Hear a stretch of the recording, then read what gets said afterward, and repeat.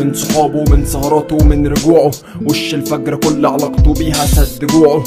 تسونه ليه وهو خاينها 1000 مرة، بيبصلها كل فين وفين هتبص فين غير بره. لا ده كلام شيطان، انا بنت ناس ومتربية، هو اختارني فمهما لف مسيره في النهاية ليا. بس الامتى هموت بالحياة عشان يعيش حياته هو، جبان شاري راحة البال وبايع الابوة. زهق من نكدها ومن طريقة اهتمامها، كره غيرتها لما بلغت في المبالغة. زمان كانت كل يوم بشكل وبتسريحة، دلوقتي مية عديمة طعم ولون وريحة. كانت كل يوم جديدة كل بنات الدنيا فيها، دلوقتي المخبر اللي مراقبه دقيقة دقيقة.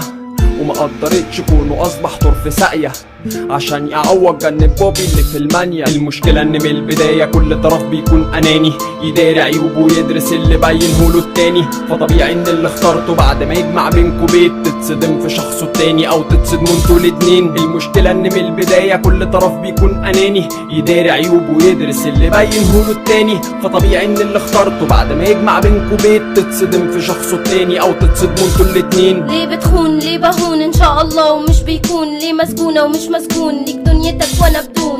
دنيتي اللي هي الشغل وسجنك اللي هو بيتنا، اقتنعت ان انتي الطرف اللي بتتعبوا علاقتنا. انت خاين، في الواقع ده اسمه هروب من ان كل اللي انا حبيته فيكي ملوش جواكي وجود.